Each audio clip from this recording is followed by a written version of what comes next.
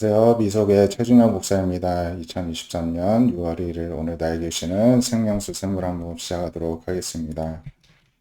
시편 8편을 보시겠는데요. 다윗의 시입니다. 다윗이 하나님을 찬양하는데요. 여호와 우리 주여 주 이름에 온 땅에 어찌 그리 아름다운지요 주의 영광이 하늘을 덮었나이다. 이렇게 노래합니다. 주의 대적으로 말미암아 어린아이들과 젖먹이들의 입으로 권능을 세우시며 주의 대적으로 인해서 주의 대적을 사용해서 하나님께서 하신 일이 주의 대적을 도구로 사용하셔서 어린아이들과 젖먹이들의 입으로 권능을 세우셨다. 이렇게 고백을 합니다. 이게 무슨 말입니까? 어린아이들과 젖먹이들은 대적에 비하면 약한 존재들이죠.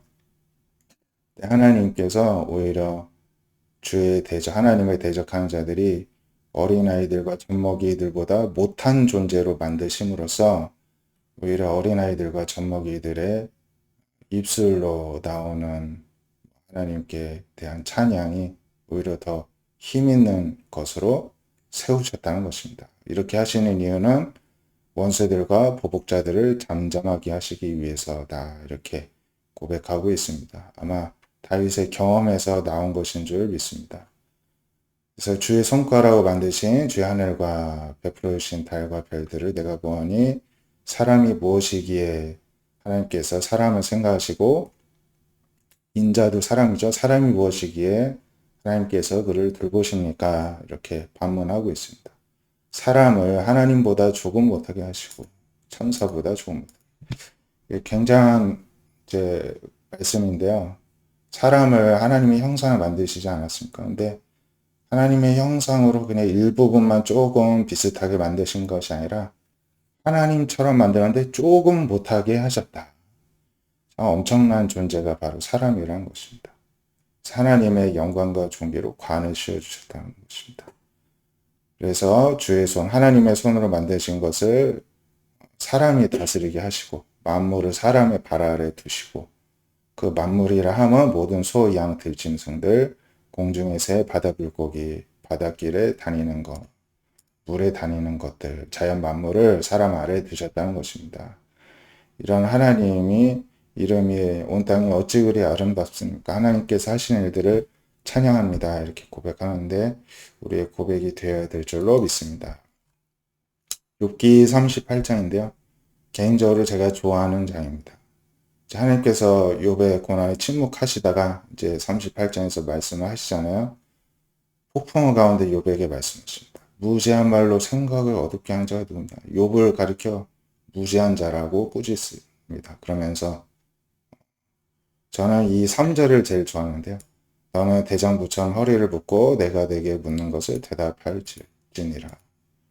이제 아버지가 아들을 혼내키듯이 너는 사내 대장부처럼 옷 똑바로 입고 내 앞에 딱 서. 그리고 내가 묻는 대로 대답을 해. 이거지 않습니까?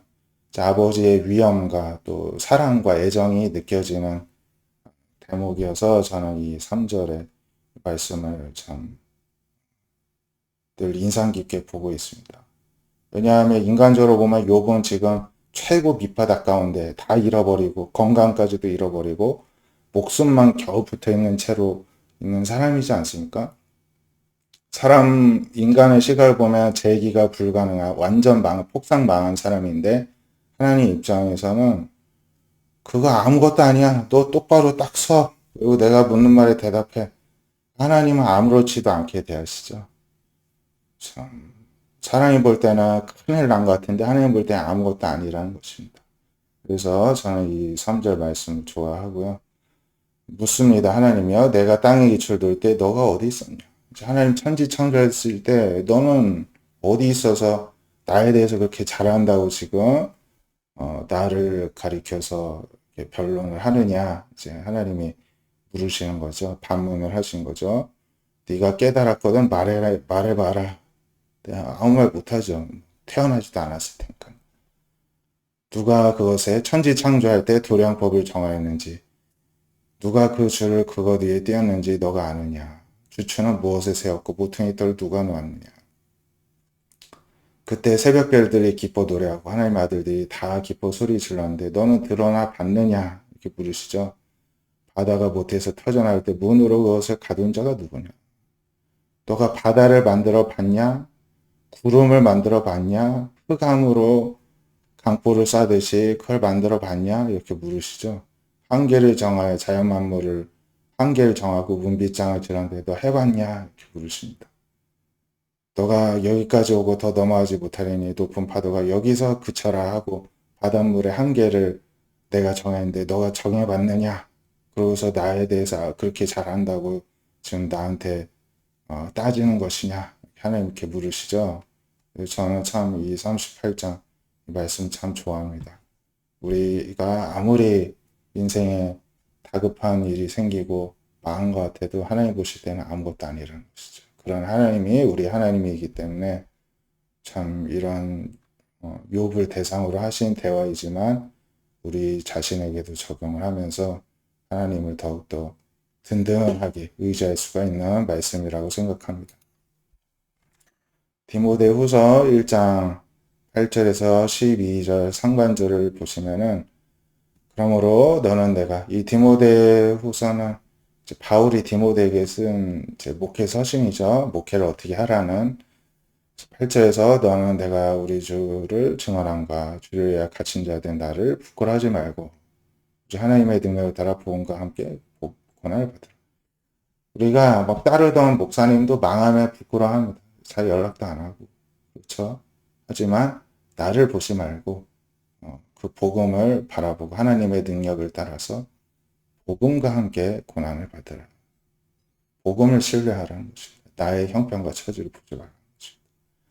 하나님이 우리를 구원하시고 거룩한 소명으로 부르심은 우리 행위대로 하심이 아니요 오직 자기 뜻과 영원 전부터 그리스도 예수 안에서 우리에게 주신 은혜대로 하신 것이다.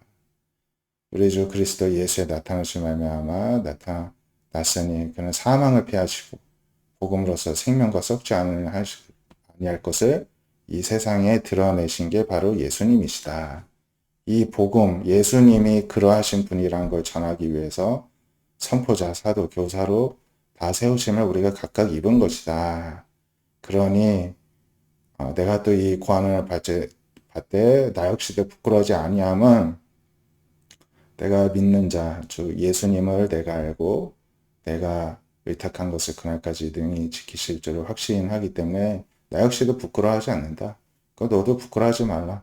하나님이 선포자, 사도, 교사로 세우신 것이 내가 스스로 하겠다는 것이 아니라 하나님이 세우셨다는 걸 알고 당당하게 전하라는 것입니다.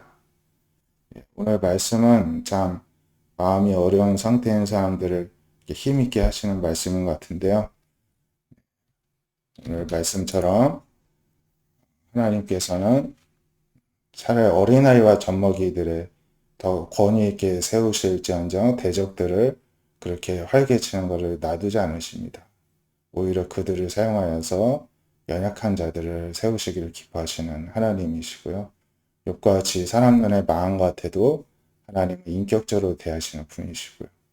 또 아무리 이렇게 바울이 갇힌 자 감옥에 갇혔어도 부끄러워하지 않으면 자신에게 주신 직분을 끝까지 최선을 다했기 때문이고 앞으로도 본인도 그렇게 살 것이고 또 제자 디모데에게도 그렇게 권면합니다. 우리 역시도 하나님 앞에서 하나님을 의지하고 더욱더 사랑하고 복음을 붙들고 부끄러움 없이 당당하게 살아가는 또 복음 전파자의 삶을 오늘도 감당할 수 있기를 원합니다. 기도하겠습니다. 하나님 감사합니다.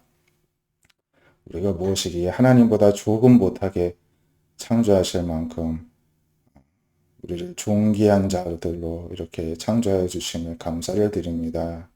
또 이 세상 만물을 다스리는 그런 권세를 주셨는데 우리가 오직 하나님의 영광을 위해서 우리에게 주신 작은 권세라도 모든 것을 사용하게 하여 주시옵소서. 날마다 하나님을 더욱더 의지하되 우리의 연약한 모습 또 형편과 처지에 상관없이 우리를 인격적으로 대하시고 세우시는 분이심을 우리가 늘 기억하고 이 세상 만물을 창조하시고 주관하시는 분이 바로 하나님이시고 그 하나님이 우리와 함께 있다는 이 사실, 예수님으로 말미암아 우리에게 그런 특권을 주셨다는 사실, 우리에게 이 천국 비밀을 전할 수 있는 권세가 있다는 사실을 기억하고 늘 부끄러워하지 아니하고 당당하게 복음 전파자로 살아가는 모든 주의 백성들 되게 하여 주시옵소서. 예수님의 이름으로 기도드립니다. 네. 오늘도 주님 안에서 당당하게 살아가시는 저와 여러분 되시기를 축복드립니다. 감사합니다.